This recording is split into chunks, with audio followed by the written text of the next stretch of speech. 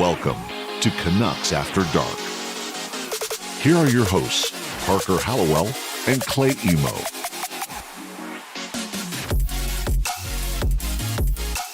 Good evening, Vancouver, and welcome back to Canucks After Dark here on Monday, May the 10th, episode 5 of our show. We've made it over a month, coming fresh off of a win over the Winnipeg Jets. And as always, we're coming to you live here on YouTube and on demand on your favorite podcast platform, broadcasting all the way to New Zealand. I see a Sweden in the chat already. Let's go. And of course, I get to introduce my co-host. Now, I didn't come prepared for this one, but I will say he's got a fresh haircut.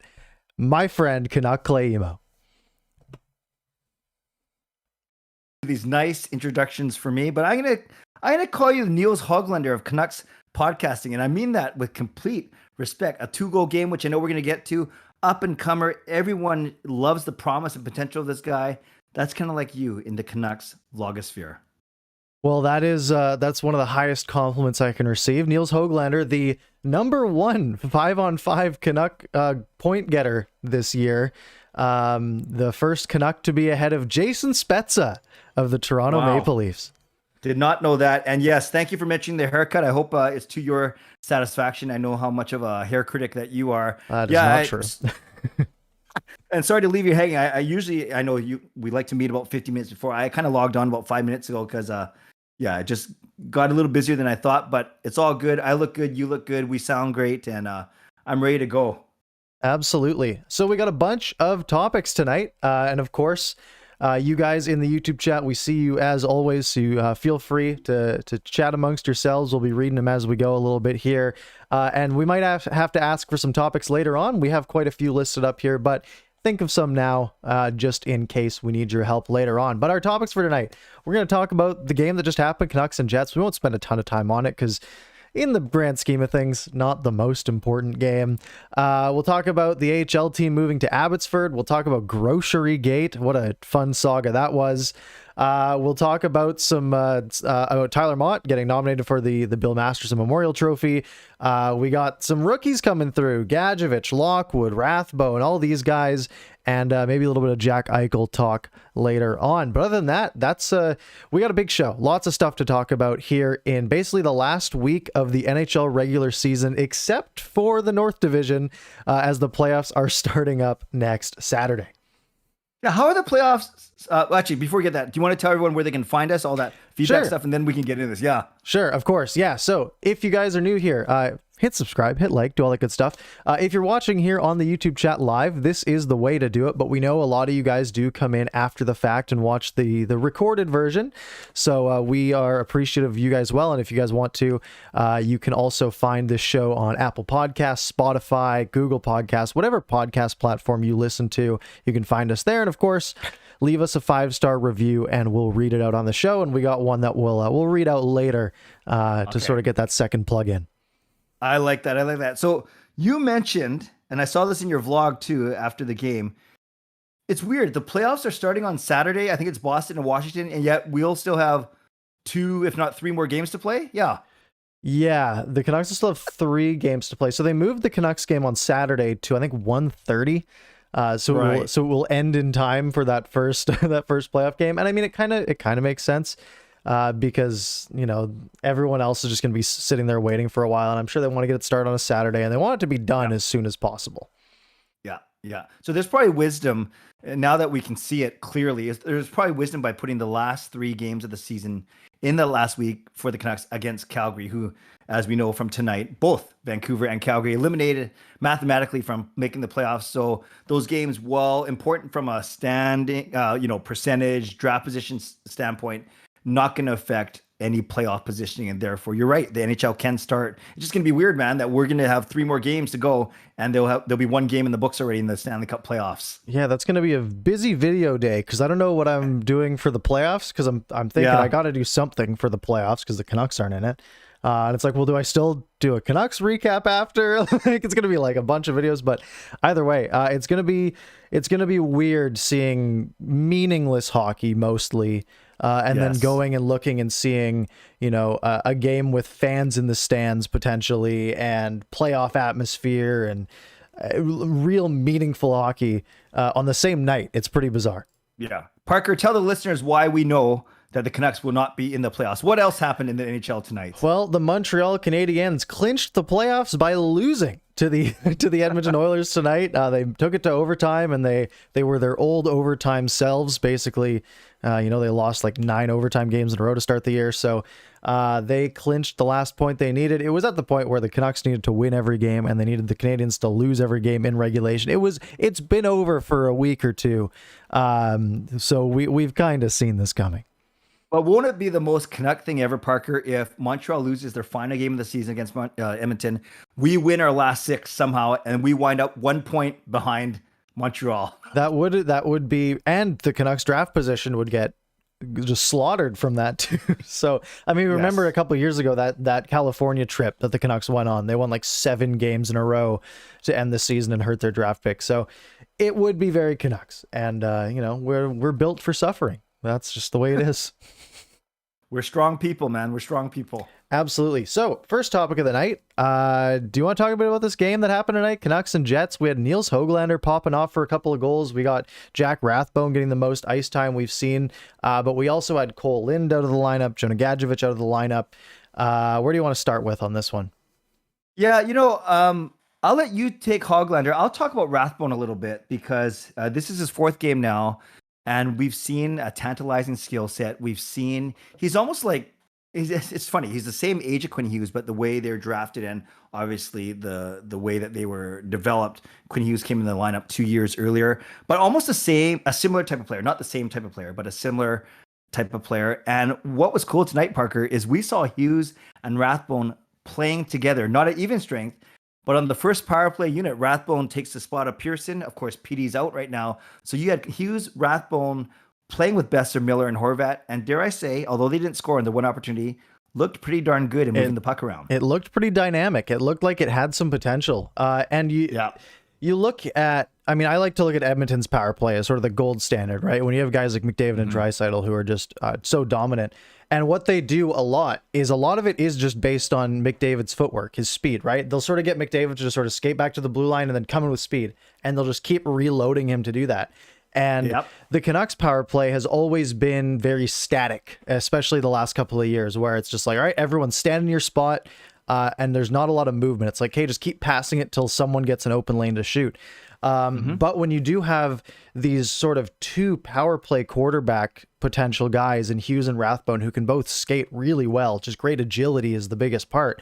They can really start to move and open up lanes. And when it's 5-on-4, it's harder to cover those lanes, especially when those lanes are always changing, right? So it definitely makes it a lot harder to keep track of. And just having someone, especially compared to a guy like Tanner Pearson, for example, who doesn't have great footwork, it just adds another dimension, hopefully, to the power play. Exactly. You pump fake one guy, and now quickly, if you can act quickly and use quick hands, now it's a 5-on-3 for 5 seconds. So I love the way Rathbone was moving up and down that right side. Normally PD's spot, as we know, but Rathbone as a left shot as opposed to Besser right shot gave them some options. Almost had a power play goal in. I thought he looked great and very comfortable, and you can tell that Travis Green loves this guy. And it's hard not to, right? Like he's done everything the right way. So like he did his 4 years at Harvard or whatever he did, and he worked his way up, and that's sort of how he was drafted, right? He was drafted as a guy who's like, look, if he reaches his potential, he's going to be a really good player, but he's a 4th round pick and he's going back to high school and no one knows if he's going to do anything.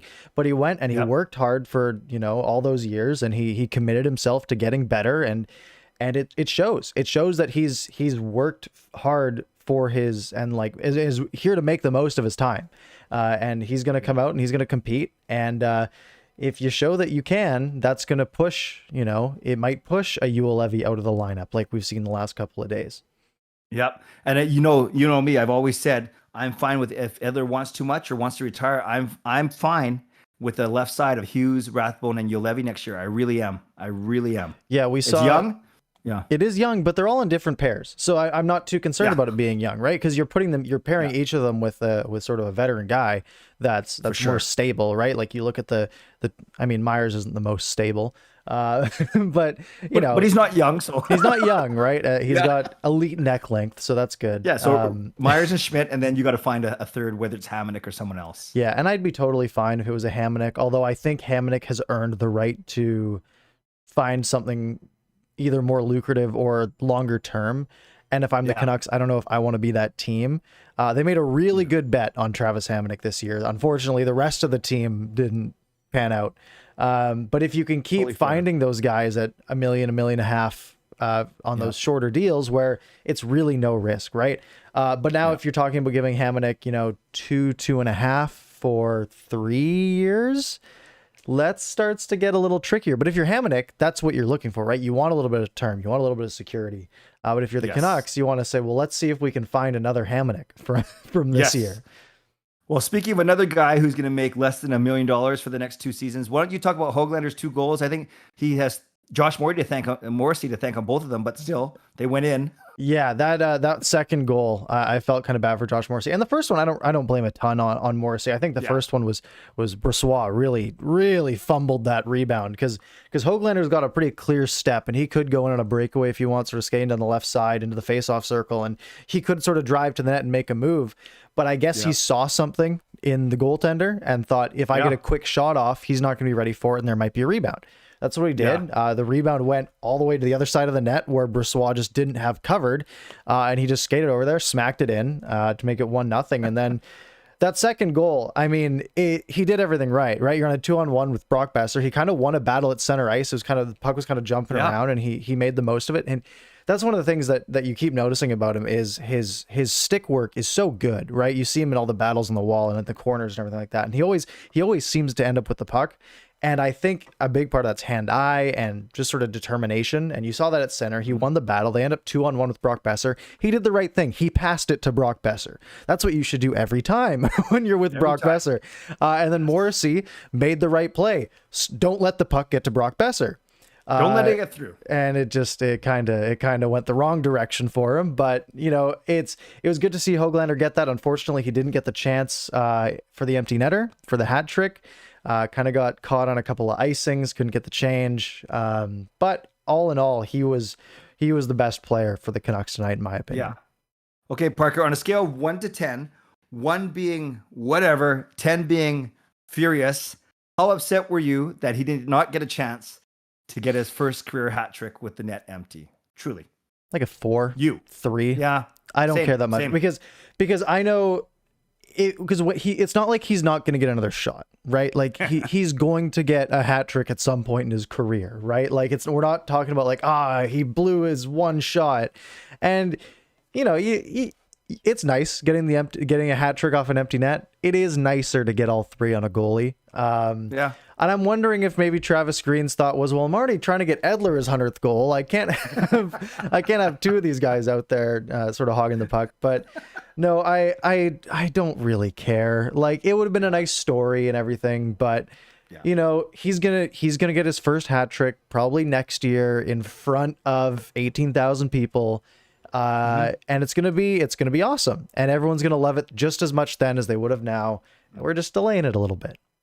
You make such a good point, Parker. I totally forgot about Edler, because you have Edler and Myers, right, as your 2 best technically defensemen in that scenario, and Myers was the one who took the 200-foot shot off the post, right? Yeah, like, come on. Like, I get you're trying to ice the game, and I think Travis Green would say that was the right play.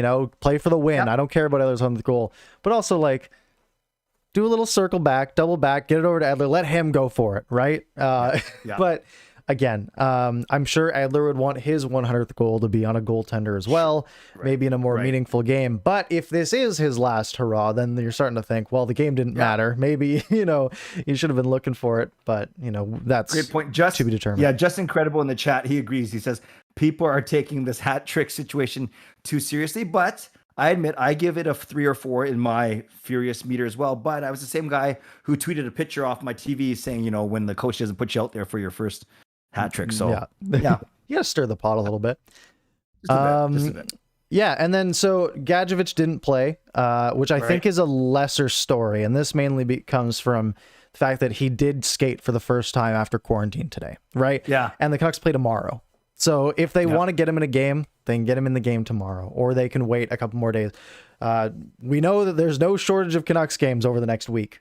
So if they want to get him some ice time, and I think they should. And I had a video scripted ready for if he was going to play today on why it's such a good idea to play him. And it goes back to what I said about Cole Lind. You want to know what you have in these guys. You want to know if he's going to be a staple in your lineup next year, or if you need to go fill that hole elsewhere. So I am glad that they're going to see what he's doing. Hopefully Will Lockwood might get a couple games at the end of the year, a game or two. I think the bigger story is Cole Lind coming out for Zach McEwen. Yeah, and we've I know you've talked about as well. Lynn's ice time has been dropping, right, from I think 17, 16. It's like a perfect pattern, linear 17, 16, 15. Then I think it jumped to 12, 11, 10. Yeah, and it'll be interesting because if Lynn, Gadjovich, and Rathbone all get in the same game over the final 2 weeks, that's 3 of our 2017 draft picks. PD would play if he wasn't hurt, so that makes 4. And then now we're waiting for DiPietro, and I think we talked about this last week. What a score that will be if all 5 of those guys hit. Yeah, and I think this has kind of been a trend with Cole Lind. If you just look at like his hockey DB, for example, his first year in the WHL, 40 points in 70 games. His second year, though, 87 points in 70 games, right? Then he goes to Utica. His first year, 17 points in 51 games. Then last year, he gets 44 points in 61 games. So I think Cole Lind, it's obviously not a big sample, right? 2 different teams isn't a huge sample size, but we're looking at a guy who pretty consistently has shown that takes him a little bit to adjust to a new league. And jumping from the WHL, playing against 15 to 20-year-olds, to the AHL, playing against, professional hockey players, big jump. Going from the AHL to the NHL, just as big of a jump, right? So not every player is going to come out of the gates and be electric. Like, Elias Pettersson was, for example, or Brock Besser. These sort of middling guys might take them a bit to adjust, but that doesn't mean you can write them off because they've played 6 games and haven't made a great impression. Yeah. Would you play Gadjovich tomorrow already? And if so, who do you take out after a 3-1 win? I say, why not? Okay. And if you look at the game sheet, you look at that sort of bottom line for the Canucks, right? That McEwen, was it Boyd and Michaelis? Each of them played less than 8 minutes tonight. It was I think Boyd played 7, McEwen played 8, Michaelis played like 7.5. If you're only going to play those guys for 7-8 minutes, the Gadjovich isn't going to kill you if he's playing 7-8 minutes, right? Like you might as well slot him in there. Why not just give the guy a shot? Again, we now know officially the games don't matter. They might matter to the coach who doesn't have a contract, but to everything as a whole, you want to see what the guy can do. And whether that is taking out McEwen and Michaelis and putting in Lind and Gadjovich and seeing if they can sort of ignite some Utica chemistry, maybe, even if they're only playing, 10 minutes a night. Give them a couple offensive zone starts, see what happens. I just don't, I don't think nothing can hurt at this point. If anything, he blows the game and it helps the team in the long run. The Gadjovich one's interesting because he was picked lower than Lind, and I've heard people talk about Lind doesn't have the most acceleration, the most explosive first step. I'd say Gadjovich is even slower than Lind. Now Gadjovich plays a bit of a different game. He's bigger. He's more of a, whatever you call it, power forward, or a bigger body, can get some greasy goals. So I do want to see what he can do. And you're right. Given that 3 guys played less than 8 minutes, and then VC, Harluck, and Gravac, not a lot more than that. Yeah, there are plenty of options, and maybe that's what we're going to see, Parker, for the final 6 games, is guys like Lind, Gadjovich, Lockwood even getting in 1 or 2 more games, and that just rotating through that bottom 6. Yeah, and I think talking about Gadjovich a little more, he's sort of a guy where, he's not a great skater. We've heard that it's a little better than it used to be, but his sort of thing is he's a battler, right? He goes in the corners and he grinds. Because you think about him in the WHL, and he was called the man child because he looked like he was 30 years old when he was like 19 playing in the WHL. But you look at his stats this year, right? 15 goals in 19 games, only like 3 assists. And you watch all of his goals, every single one of them is him with both feet planted in front of the net. He just stands all there. Within 5-foot radius, basically. But if you have a guy who, like, he's not going in and undressing guys, he's not making nice moves, but I could see that sort of style, like, put him on the second power play and just get him to stand in front of the net. and anytime there's a rebound or a loose puck, somehow he keeps putting them in the net in Utica, right? Maybe he'll do the same here. And if he can't keep up, but he can score 20 goals just standing in front of the net, then, I mean, the speed's not going to kill you. The fear, though, is that he turns into a Reed Boucher where he can't skate, but he has a really good shot, but he just can't keep up, which is sort of the story there. Well, standing in front of the net and really not doing much else, you just explained me on my roller hockey team, man. Well, you know what? Everyone has a role. And as long as you fill the role, then that's just fine. Thank you. No problem. All right. Do you want to move on to the Abbotsford insert name here's? Yeah. So that's exciting. It is exciting. And this was what I was hoping for. And then people put on Twitter, they're like, it looks really unlikely. They're not going to Abbotsford. They're going to go to California, just like everyone else. But just from a business perspective, it just seems to make so much sense, right? You've got all the people, like I said last week, in Chilliwack, Abbotsford, Maple Ridge, Mission, like this whole Fraser Valley, the Eastern Fraser Valley, even as far as Hope, they can't go to Canucks games. It takes an hour and a half each way. It is your whole afternoon plus, right? And you're still tired the next morning. And, shelling out the money for, the tickets, the parking, the dinner, all this stuff, right? It really adds up. But if you can now say, hey, let's drive 20 minutes to the Abbotsford Center, or maybe they'll partner up with some like local restaurants and do like some shuttles or something, right? And you can start just building these sort of packages to get, fans in the seats, 7,000 people, really good size for an AHL stadium. And if you can fill that, think of the atmosphere in there, right? If you have 7,000 fans in sort of a sort of tight arena, and it opens up a lot of business opportunities, in my opinion, right? You could I saw someone with the suggestion of just do like some package deals, right? Like here, you get 2 tickets to an Abbotsford game and 2 tickets to a Canucks game, right? And it's sort of like a package deal. And I don't think it can hurt business wise. I just think it makes a lot of sense. Yeah, as long as those games aren't at the same. Oh, of course, they're not going to be at the same time. No. But you're right. When you look at the Abbotsford situation, there are 3 big advantages, and you kind of touched on 2 of them already. So one of them is obviously for the fans that can't get out to Rogers Arena. Number 2 is indeed from a player standpoint, from an organizational standpoint, as long as they're at home and they're not traveling somewhere in the States, it is so much easier to call guys up, to recall guys, those transactions you'll shave a day or 2 off of travel, which is awesome. And number 3, you're right, the business side, when you're doing promos, when you are branding this team, you give them Canucks colors or whatever, there are so many synergies, not only location wise, but business wise. So it is indeed a win. Like I think it's really exciting. And there seems to be a lot of buzz out there right now for sure. And rightfully so. Yeah. And I think, especially your second point on calling someone up, to get, if an AHL player is playing in Utica, let's say you have an injury at morning skate for a game, right? Yep. Someone goes down at morning skate. Maybe it's someone in your second line. You want to fill them with sort of a higher skill player, not just one of your healthy scratches like your Mark Michaelis's or whatever. You want to call a higher skill guy up from the AHL who's doing well down there. Well, if they're playing in Utica, it's something like they have to drive an hour from Utica to Syracuse, hop on a small plane to Chicago, and then fly direct to Vancouver. It takes 12, 15 hours. Yeah. And it just here's like the worst airport in the world too, like to go through. So you get to the point where it just wasn't doable. Now, if Abbotsford's on the road in, insert random California town here, it's a lot quicker of a flight back home, right? Like you're talking 4 to 6 hours instead of 12 to 20. And I think that's just a big benefit all around, just being on the West Coast. Absolutely. So I saw some funny things in the chat, Parker.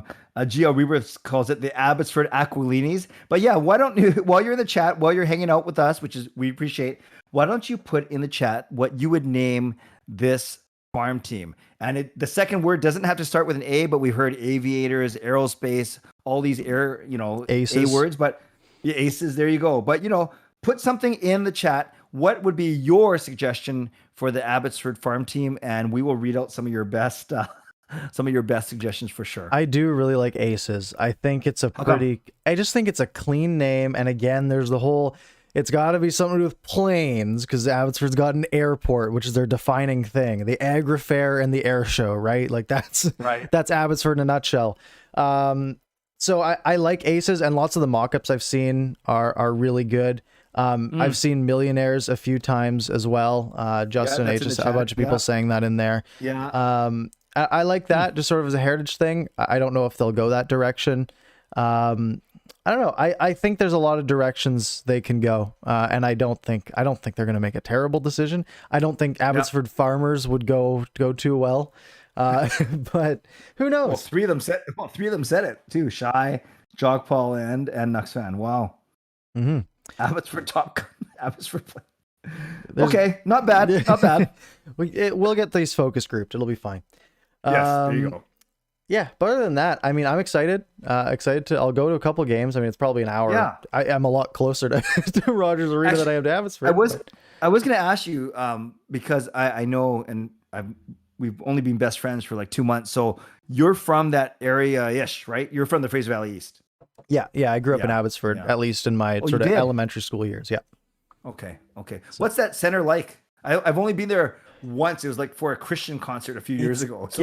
It's getting better. It used to be kind of, like if you drive through, it used to kind of be Aldergrove-y, like kind of just like, or like Mission, like kind of like a sort of like, there was like one big road and everything was kind of slow and everything, but it is growing. I think that it is a nice facility though. The Abbotsford Center, it is a nice arena. Cool. I know they have a lot of country concerts there, like big names actually go to Abbotsford instead of Vancouver because there's just more fans in the Fraser Valley of country music than in the city, and easier to sell out 9,000 seats at the Abbotsford Center than it is 20,000 at Rogers Arena. So I'm excited. Cool. Go to a few games, cover the team live on location. Canucks After Dark live on location at the Abbotsford Center. We'll see. Abbotsford After Dark. Oh, that doesn't sound good. Might be a little scary. Yeah, so I think that'll be good. I guess before we get to the next one, I do want to hit the little review plug here. If you haven't, do that.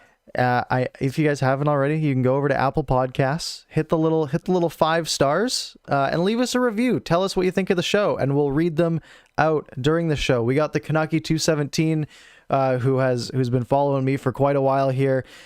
He put out.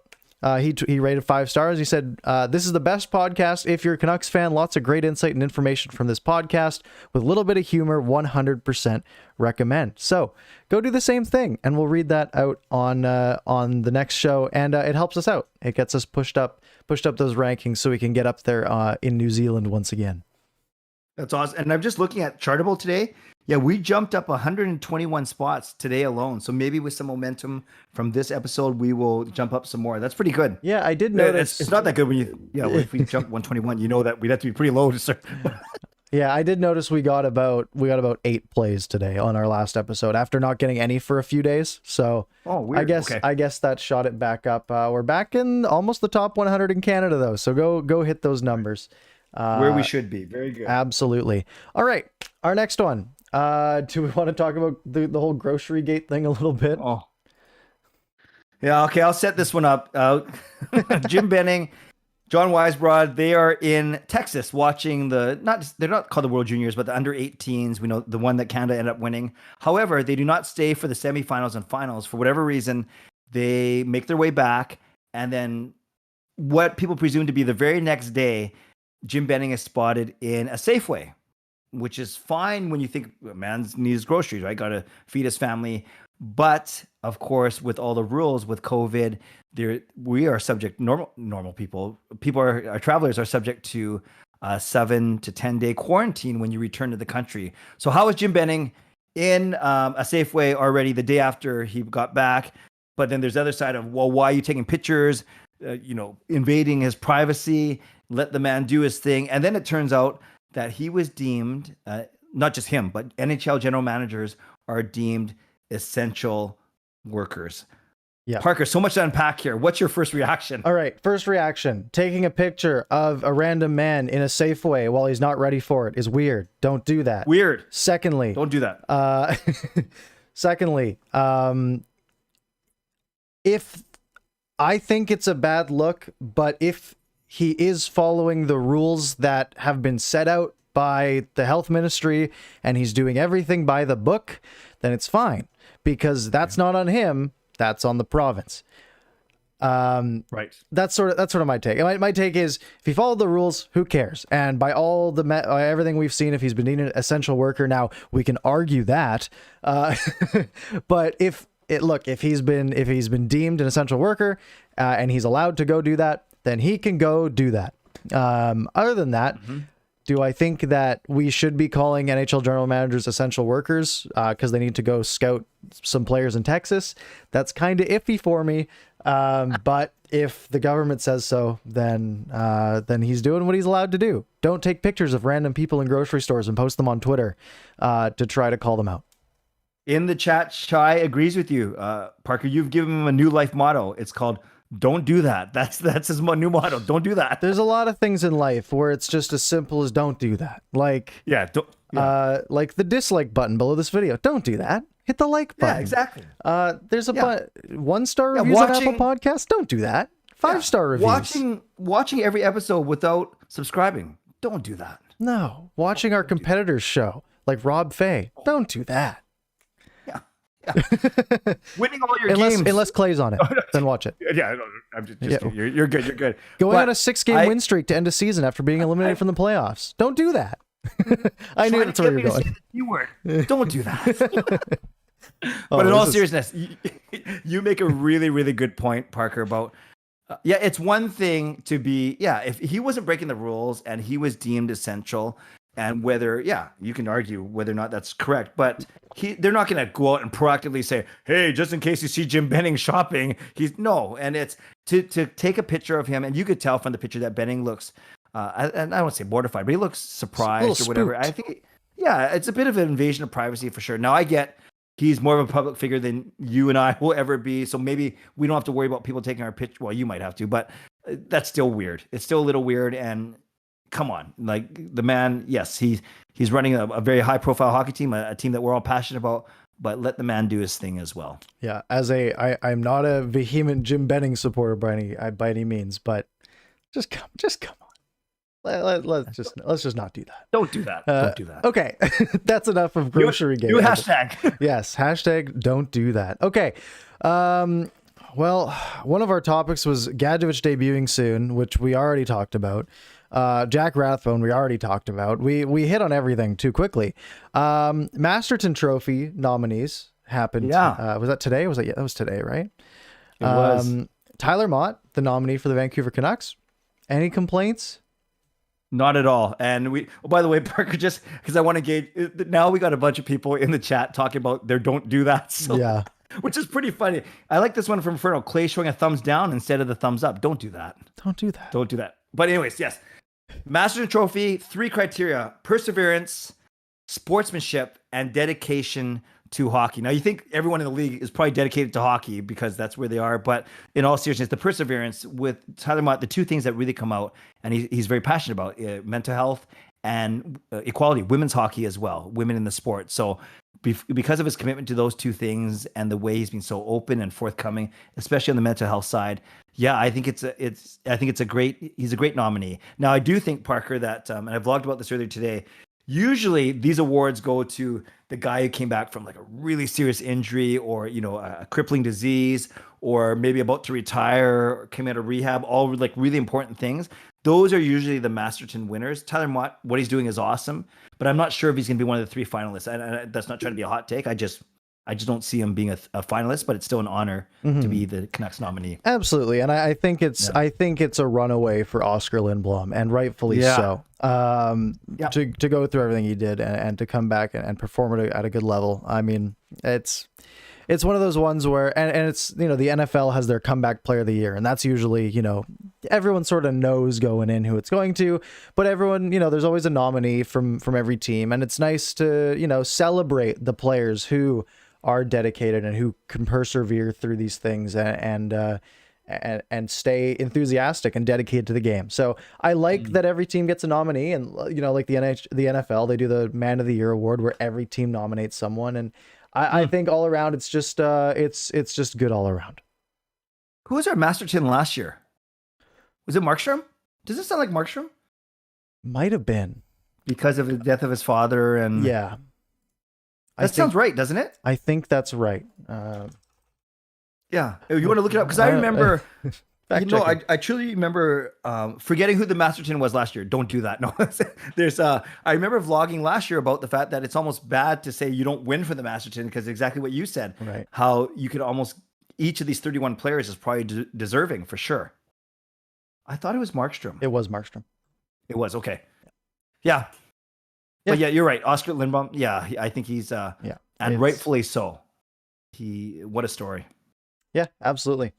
Okay, not too much else to talk about there. Let's talk about sort of the big drama that sort of came out today, and that was Jack Eichel's press conference, his sort of exit interview. Now, I don't remember the quotes exactly, but basically he has, I think, a herniated disc in his like upper back, his neck. Was that right? Something like that? Sure, yeah. I don't know. But basically he's got a herniated disc, and apparently the team said you don't need surgery or something like that. They said, so he was asked why didn't he simply get the surgery or treatment he felt he needed, and Eichel responded, "It doesn't work like that. I wish. I'm under contract with this team and they hold a lot of cards on what I can and can't do." Now, wow. So that's a rough look for the Buffalo Sabres. So basically what he's saying is, yeah, I wanted to get surgery done. Like, we knew we weren't making it this season, but our team doctor and the team as a whole said I don't have to, or said that's not in my best interest, even though his body, he knows what's in his best interest. He thinks he needs surgery. Maybe he should get surgery so he can prolong his career. Now, Elliot Friedman had some good tweets about the CBA, and it was, and basically what it says is a player is entitled to get an external second opinion, which he has to pay for out of his own pocket, which is fine. They have the money to pay for a doctor consult. But you're entitled to a second opinion with an external doctor. But all that can come out of that is that doctor can then make a recommendation to the team medical staff. Right. So they don't have to listen to that other doctor's opinion. They can say, "That's nice. Thank you." Yeah. He's That's fine. why they're second opinion. They're not the first opinion. Right. Our opinion's what matters most. The people who might have a little bit of a rooting interest in him being able to play sooner. It's a bit of a conflict of interest. And Jack Eichel he's the one guy you want to keep happy. Like he's the only one left on the Buffalo Sabres, right? Like, that's it.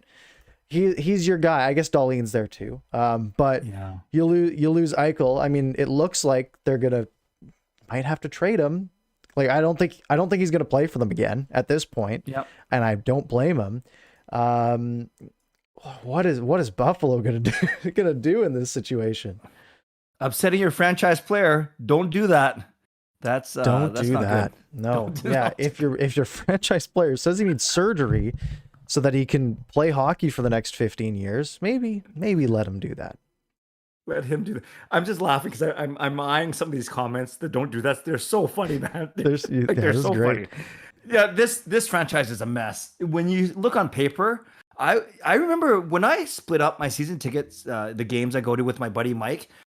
Oftentimes Buffalo is not the first, but one of the first ones to go because Eichel, Hall, Dahlin, like there's some decent. When I got excited actually when Skinner went there, I thought they'd be really, really good.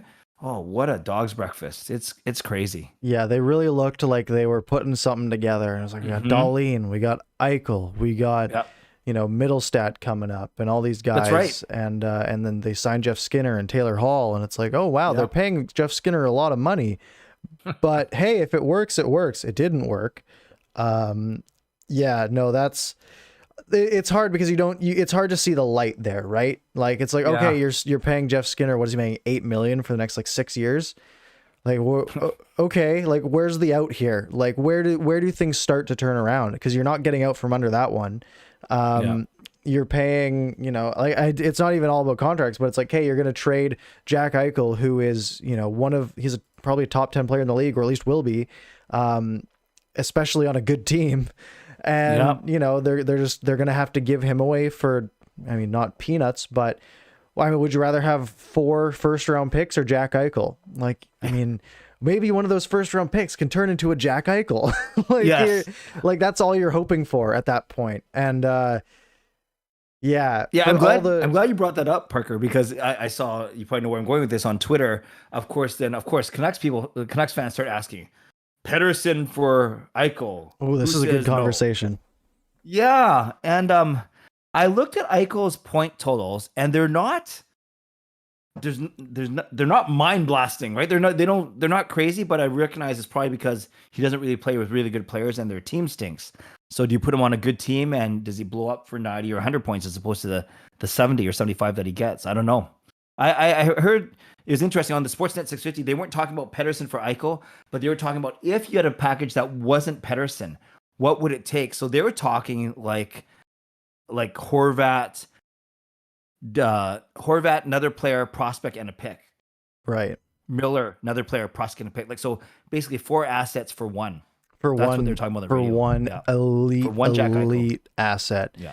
Now look, you can look at point totals and say, well, they're not that great, right? So like his rookie year, 56 points in 81 games. That's pretty good for a rookie. But in the last few years, he's been right around a point per game, basically, right? You look at his last 3 years. This year, 18 points in 21. Last year, 78 and 68. And the year before, 82 and 77. So let's look at last year. 78 points, 36 goals in only 68 games in the shortened season. Basically he was on pace for 94 points, of which it would have been like 45 goals or so. That is high production. Now you look at who he was playing with, and I've got it pulled up here. His most common line mates were guys like Sam Reinhart, Victor Olofsson, Jimmy Vesey, and Jeff Skinner. A little bit of time with Zegmas Girgensons. Basically just a who's who of elite talent, right? Like you're putting, he had to do it all himself, really. And he's putting up 94 point pace as like a 23-year-old in the NHL. And I saw lots of arguments, if we talk about just like the Pettersson or Eichel thing, right? And there's all the arguments about, well, Eichel makes $10 million a year. Yeah, but Pettersson's going to make what, 7.5, 8 next year. Yeah. And then once he gets on an actual long-term deal, like you got Eichel locked up for the next, 6 years? That's big. Pettersson, if you do get him on a long-term deal, by the time you're signing that 8-year deal for Elias Pettersson, he's going to be up by 12. Probably, right? Like if he were at Eichel's level and producing, if he was able to produce a 44 goal, 94 point season, then he's going to be making 12, 13 million a year. Or you can get a guy who's making $10 million a year, who can get 94 points, in a year playing with Sam Reinhart, Victor Olofsson, or Jimmy Vesey. And you have him locked in at 10 million. I think that's a steal for a player of that caliber. So would I do it 1-for-1? In a heartbeat? And I love Elias Pettersson, but I would love Jack Eichel. Yeah. I think that's fair. I've gone back and forth on this, and I love PD as well, but PD, he can and might very well be a franchise superstar, but you already know that Eichel is. Yeah. And PD could very well get there, and we're missing him. Obviously, we missed him for the past 2 months, and we see what kind of difference it makes. But Eichel second overall, and he only went second because there's another guy that was in his draft class that was pretty amazing. Better. Yeah. McDavid's fine. Yeah, he's okay. Yeah. And for me, it's like we don't see Jack Eichel play a lot, right? Last year, how many Buffalo Sabres games did you watch? The two against Vancouver? Yes, exactly. Like, we don't see Jack Eichel play a lot. You see the highlights. You hear the commentator yell Jack Eichel or whatever he says very aggressively. And don't do that. And it's one of those things where it's like we get so attached to our players, and it's, if you can get a guy, and sure, maybe it hurts chemistry a little bit, but also maybe the players see that as like, wow, these guys are willing to make a big move like that and pick up a Jack Eichel for us. And it goes back to the thing where it's like we get attached, and we get in these sort of like relationship with these players where we become fans of more than their play, right?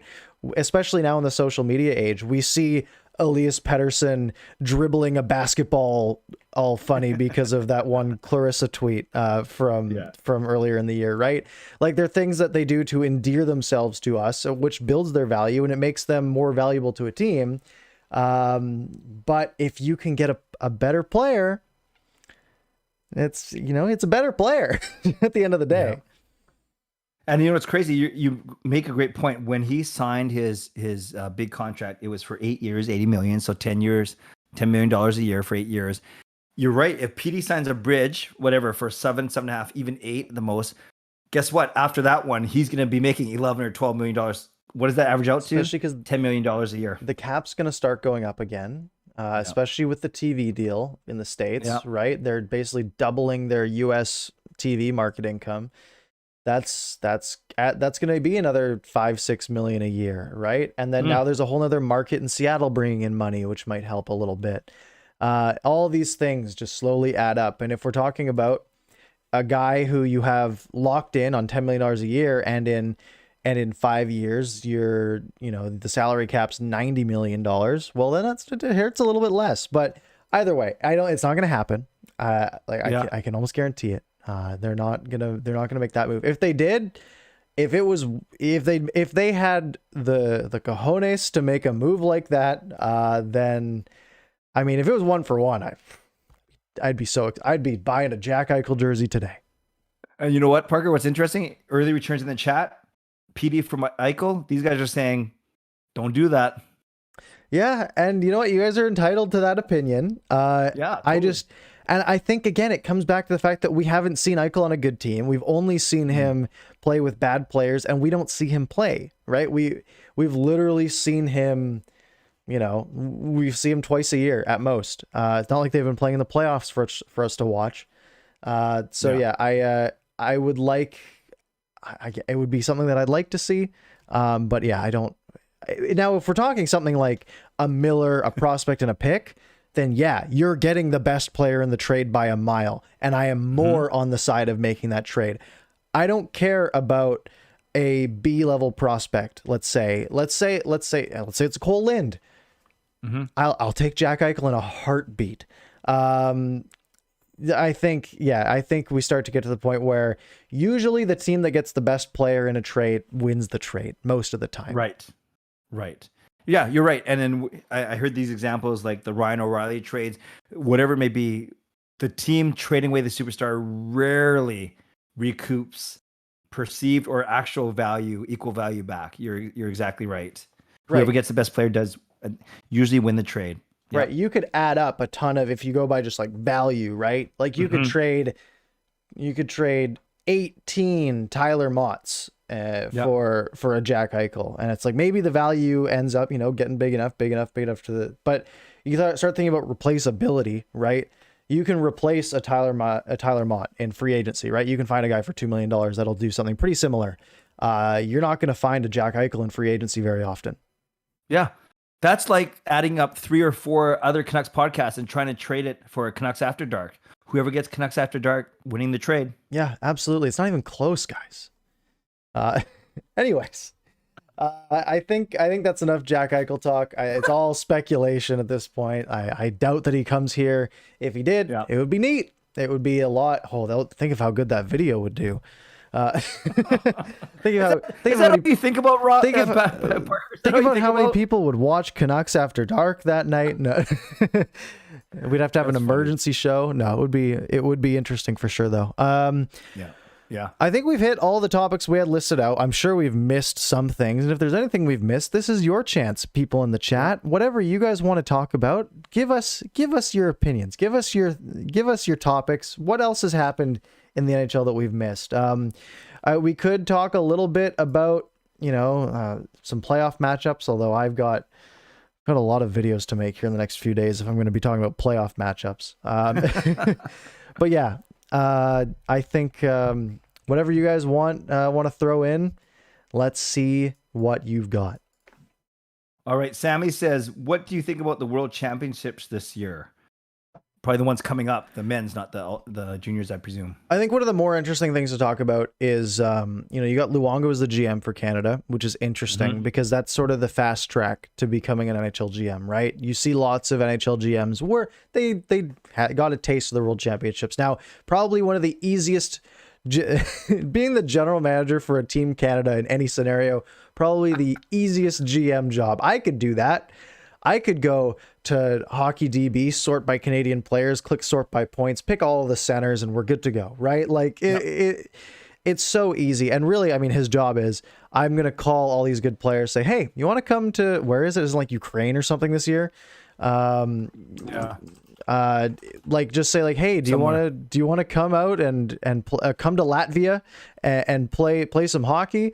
Now you'll have a guy like Bo Horvat who probably would make the team. He'd probably say no, but because with the baby and all this stuff. But I think that's one of the more interesting things. Is Luongo trying to become an NHL GM? Maybe the GM of the Canucks in the future. Luongo, Trevor Linden tandem. But yeah, I think I don't know. Other than that, like, I'm not super interested in the World Championships. I guess they're soon. They start in like a week and a half, apparently. What are your thoughts? Yeah, I sometimes get excited about them, more excited if a Canuck or two ends up playing in them. But this year, I just don't know about the quality of play, Parker, given that the teams that get eliminated, will they, after such a weird season, a stressful season, will they be so quick to jump over there? And honestly, if the next Winter Olympics for hockey don't go through, which we're not sure if they will, most of the guys play World Championships. At least one of the carrots, right, is, I want to be, I want to show that I'm patriotic, that I'll play for my team. And maybe if it becomes, a last minute decision, this is going to tip the scale in my favor. If the NHLers aren't going to the Olympics, then that carrot's gone. So I'm kind of with you. I'm not as excited this season. And for me, more, it's just, I'm not sure how many guys are going to say yes after such a strange and stressful year. Yeah, I know I'd be on, especially like the higher skilled guys. Like, well, I can just go next year, or the Olympics are next year. Like that's what I'm shooting for. Exactly. Who are you taking? This is from Toto. Who do you have winning the cup this year? Let's go two different things here. Let's go. Who are you bandwagoning? Who do you hope will win the cup? And who do you think will win the cup? Okay, that's fair. Who do I want to win? Everyone knows that my three favorite teams are Winnipeg, aside from the Canucks, are Winnipeg, Colorado, and Tampa. So of those three, because Tampa won last year, because I don't think they lost to us. I think Colorado would be, of those teams, the one that I would like to see win. Who do I think will win, though? It could be someone out of that crazy Central Division of Tampa, Florida, and Carolina. That's a tough division. Yeah, I think I also really like Colorado from a fan perspective, just because it's such a fun team to watch. I just love watching McKinnon. McCarr's super fun to watch. That team is built so well. Yes. And I think them winning would be a real testament to just Joe Sakic as a GM, which I think is also super interesting. So they're the team that I think. I've got a couple teams that I want to win, and it's all the teams that like don't. So like Colorado's one of them, but like I'd love to see Carolina do something. I'd love to see Minnesota do something.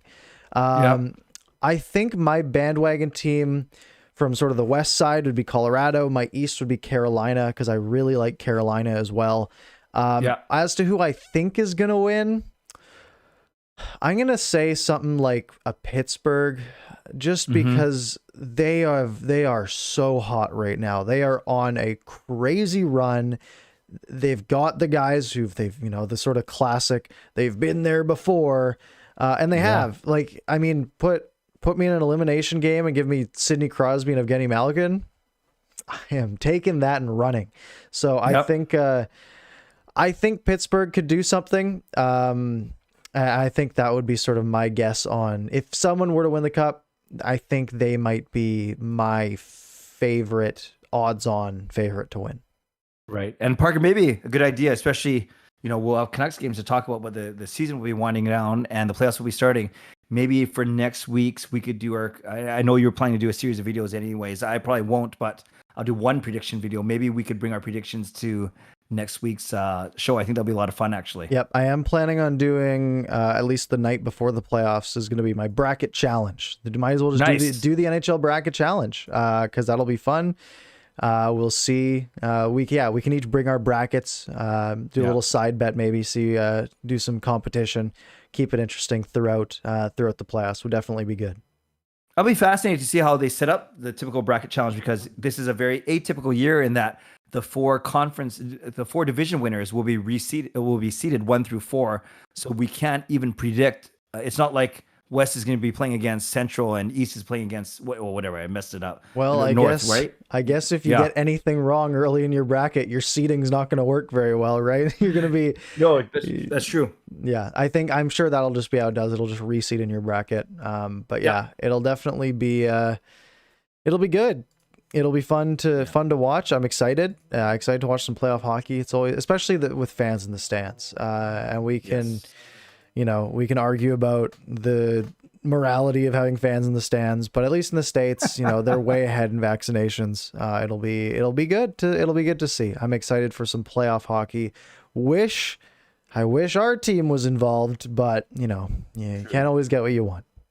I got one more. This question from Rome is pretty cool, Parker. If we could end with this one. Sure. What kind of marketing strategy are the Canucks going to use to sell fans for next season after this abysmal year? How would you go about it? So I think that's an awesome question, actually. I think their best way of marketing it, because it's hard, right? They've sort of exhausted their marketing opportunity on the future, right? This is the sort of colorful past, bright future thing that they had going on, where it's like Pettersson, Besser, all these guys, Hughes. Now they can do that a little bit. They can market the excitement of Pettersson coming back and Besser being himself again. I think the easiest marketing play for them is going to be, hey, you haven't done anything in a year and a half. Hey, you want to spend a night out and go watch a hockey game? We got a sale for you, right? Like, I think that might just be their best bet. It's like, hey, I honestly think that's going to be kind of a saving grace for them in getting fans in the stands is people, even if there are less people that care about the team, there's going to be more people who are thinking, I haven't gone to a Canucks game in 2 years, or I haven't gone out of the house in 2 years. I want to go and feel some excitement and be in a crowd and go to a game. Now, that might also work against them. There might also be some people who are not wanting to be in a crowd, but I think that would be sort of my, at least I'm not a marketer. I don't know. That's sort of where I go first, is because I'm thinking personally, I'm going to Canucks game the minute I get, like when I can. I'm going downtown. I'm going to a party. I'm going to a restaurant. Like, I'm going to do all these things once I can. Getting my shot on Thursday, by the way. Pretty fired up about that. No, I'm happy for you. That's awesome. And I think that might be their best move, is just say, come have fun. I think that's just how they need to market it. Yeah. I agree with you to a large extent, actually, because you could see a lot of the campaigning be, come see what you've been missing, or come relive the magic, or whatever, right? I'm not a marketer either, but I do think they're going to move away from, say, Pettersson, Horvat, Besser. I think you always got to market a bit of the future, and they're not going to market it like, hey, guess what? Last year of Eriksson, Beagle, and Roussel, they're not going to say that, but I do think they could really go after Podkolzin and Höglander and Rathbone, for instance, because this year they couldn't really hype Höglander because there's no fans in the arena. So maybe they move slightly away from the Besser Horvats of the world and move towards the real youth of Höglander, Podkolzin, and Rathbone, 3 players that they haven't before. So maybe it's a combination of both. It's about the experience of being in the arena with fellow fans, absolutely, but I do think there's always going to be an element of touting the future for sure. Yeah. And now that is going to be tougher. I think guys like Höglander might be a bit easier to market because some of the casual fans who have been watching, I think he's been noticeable out there.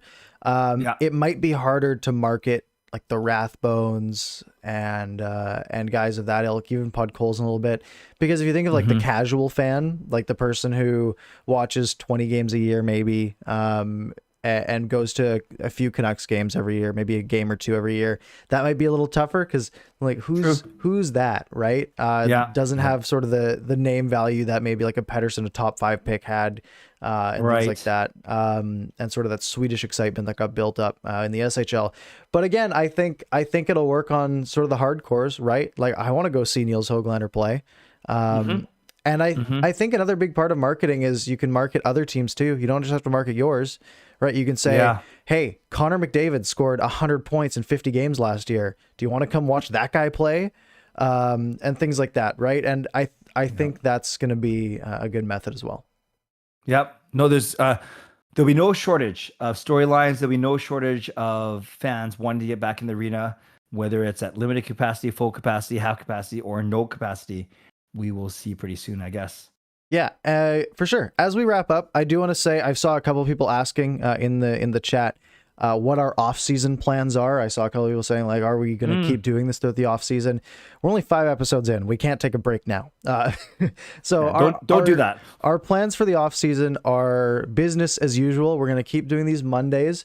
Now we're also probably going to throw a couple specials in there, like maybe the draft lottery, the draft. Free agent frenzy, things like that. We might do an extra episode on those nights to sort of build up a little more excitement, right? Everyone will be excited about the draft lottery, all that stuff. So things like that might be the occasional extra episode. But yeah, Mondays, 10 p.m. We're going to keep going. As long as Clay's here, as long as I'm here, we're going to keep that up. Yeah, and I think what's really cool, and Parker and I will take you a little peek behind the curtain. We've already talked about how if it's something that we're both passionate about, and if something that we're both available for, instead of running to our respective channels, Parker's Pucks and Canuck Clay, if it's something like, the draft lottery or the actual day of the draft, and we're both available, and it makes sense to combine our viewing audiences and have someone to bounce things off of, I think that's what we're going to try and do. So we'll see. We'll take it kind of, without being cliche, game by game. We'll take it event by event and see what's happening and what makes sense. But yes, we want to do it at least as a baseline once a week for sure, because we want to establish that Monday at 10 p.m. that we are the go-to show to go to. And then on top of that, anything else is bonus, but we want to make them worthwhile bonuses, if that makes sense. Yeah, and that's the beauty of YouTube, right? If the NHL draft is on a Friday night, right? So I'll be watching the draft. I can make content during the draft, right? I can do a live stream during the draft. Clay might do some during the draft, right? We'll have videos. Second Canucks make a pick. We'll, have thoughts on that pick and things like that.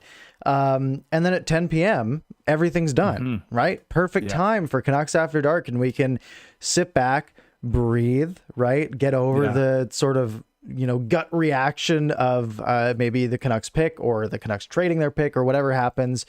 If you were using the draft as an example, sort of sit back, live day by day, as Infernal said, just breathe. And then, we can sort of regroup that night and have a good show. And I think that makes the most sense. As consistency is key is all I have to say.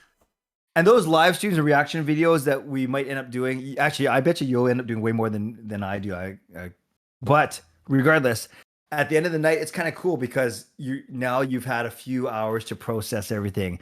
You've had some time to read what other people have been saying and really formulate not that reactionary pieces aren't good. They're awesome. They make for some of the best content sometimes, but at least with Canucks After Dark, 10 p.m., if we don't change the time, we know that we'll have a few hours to decompress and make good discussion and conversation about what's going on. So yeah, it's going to be fun. I'm excited about it. Absolutely. All right. We are running past our time. A little bit of extra bonus content for you guys there. If you enjoyed the show and you're watching live on YouTube, hit the like button. Make sure you're subscribed to the channel. Lots of people think they're subscribed to the channel and they aren't. Like when Clay realized that he hadn't subscribed to my YouTube channel until about a week ago. So he's before one we of my go most anywhere else, recent subs. just to clear the air, one of not even a spy, one person mentioned it. I watched a lot of your stream, but I didn't get to the very end where you talked about trying to get me to say the T word, and you mentioned that yes, for everyone, I admit. I thought I was subscribed to Parker's because I knew every video he did. I told him that I watched every video he did because they're coming up on my feed. So I thought I was subscribed. And then I basically outed myself when I said, yeah, I really like your preview video. He goes, Clay, you only see that if you're not subscribed. Yeah. Sorry, man. That's okay. It's okay. So yeah, make sure you're subscribed. We want to get close to that 300 mark. That would be a nice little bonus for us. We are at 295 right now. So there's got to be 5 of you in here that haven't pressed that button. So go do that. And if you're listening on like Apple Podcasts, like we say, you can go listen to an old one too. They're all there as well. You can make sure you're subscribed to the podcast so you get them in your feed. And make sure you give us 5 stars, leave a nice review, and we'll read it out loud on the show. You can also leave a mean review, but as long as it's 5 stars, we'll still read it on the show. So you can leave all the mean 5-star reviews you want. That is just fine. Not subscribing. Don't do that. Don't do that. Thank you, Time for Hockey. All right. That's all we've got. Clay, anything else you want to touch on here? No, what's going to be interesting is when we get together next week, the Canucks will be the only team, well, except for their opponents, they'll be the only team that have to play basically. They'll have a Tuesday night game and a Wednesday night game. And I look forward to wrapping that up. Maybe, yes, we'll bring our bracket picks or at least our playoff predictions. And I think next week's going to be a lot of fun. And then we'll be able to see down the horizon as to what we might be doing for the rest of the offseason. Unfortunately, a long one for us and for the Canucks. Absolutely. A little bit shorter because it's already May. At least that's a plus. But yeah, anyways, I think that's all we've got for this one. Thank you guys so much for hanging out with us. Again, we'll be back next Monday at 10 p.m. You can find all of our socials in the link tree down below. It has all of our stuff there, or you can just search for the stuff down here. My Twitter's on this side. Clay's is all over there. You can go do all that stuff. We really appreciate it. We both are pumping out content basically every day on our respective YouTube channels. So come hang out, come say hi, make sure you subscribe to both of us. And anyways, that's it. That's all. I hope you guys have a good night, and we'll see you next week.